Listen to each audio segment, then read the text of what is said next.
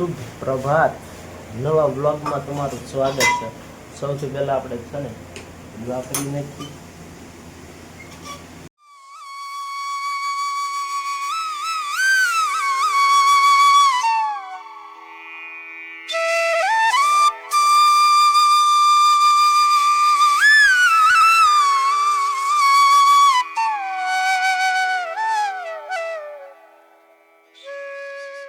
તમને લોકોને એવું થતું છે સુરતમાં રહે ને જલસા કરે, તો હવે અમે જે જલસા કરીએ ને એ તમને દેખાડવાનું।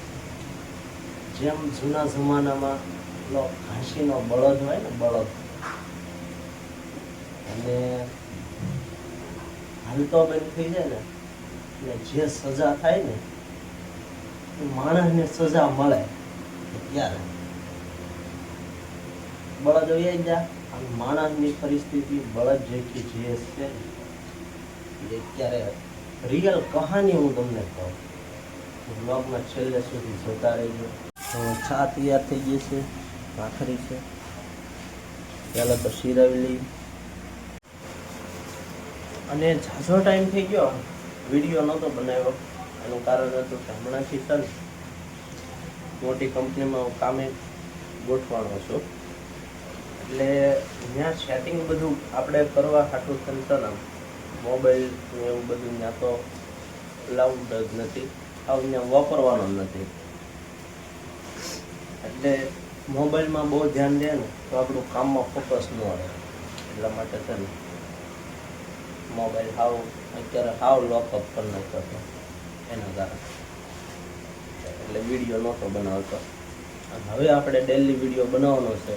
આપણે કામના ટાઈમે કામ કરી લઈશું અને હવે ફ્રી ટાઈમે વ્લોગ બનાવીશું। ટાઈમ થઈ ગયો છે 7:20 થવા આવી છે। હવે આપણે નીકળીએ ઓફિસ તરફ। આમાં છે આપણે ઓફિસની વર્દી થેલીની અંદર।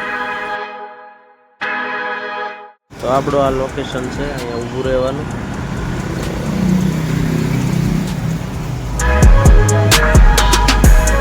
આ પુલ છે,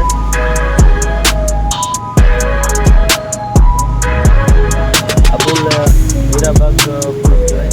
અહીંથી સીધું રેલવે સ્ટેશન પુલ નીચે ઉતરે, અહીંથી અમારે ગાડી આવી છે, ગાડીમાં બેસીને જવાનું છે। આજુ કાપોદ્રા 4 રસ્તા મેન રસ્તો કહેવાય, અને ઓલું કામ ચાલુ છે ને મેટ્રોનું કામ ચાલુ છે। મિત્રો આ છે હીરાબાગ પુલ કહેવાય।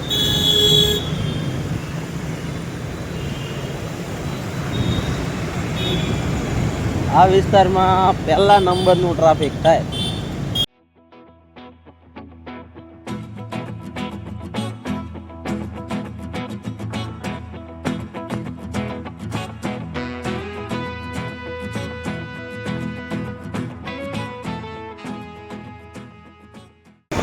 મિત્રો આ છે અશ્વિની કુમાર રોડ, અહીંથી અશ્વિની કુમાર જઈ શકે।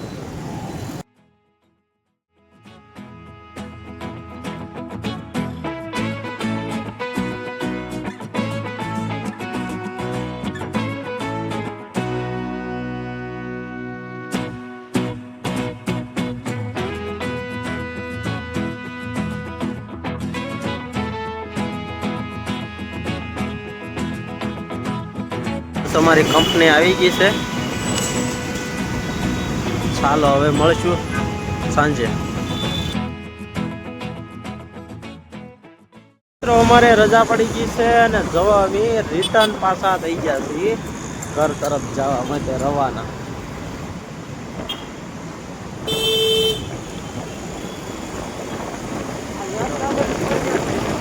લેક ગાર્ડન પહોંચ્યા છે, અત્યારે પબ્લિક કેટલું છે,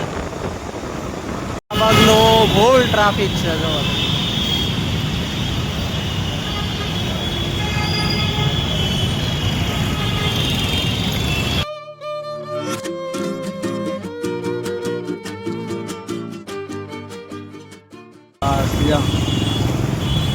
આપણે પહોંચી ગયા છીએ। જો આપણે હીરાબાગ પુલ છે ને, સવારમાં અહીંથી આપણે બેઠા હતા,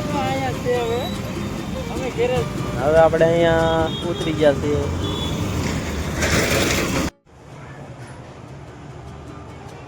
મિત્રો ઘેરે પહોંચી ગયો, હાથ પગ ધોઈ નાખ્યા અને છે ને ઉમરાની ગોળીઓ બનાવી છે.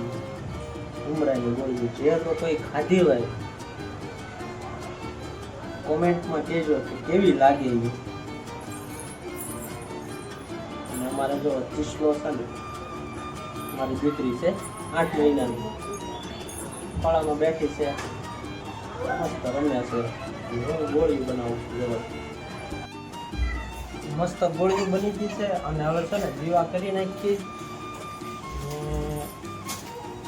પછી આપણે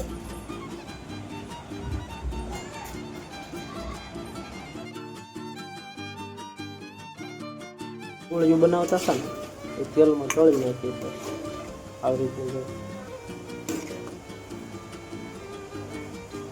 અને હવે આ છે ને કઢી મેકવા માટે બધું મિક્સ કરી નાખ્યું છે.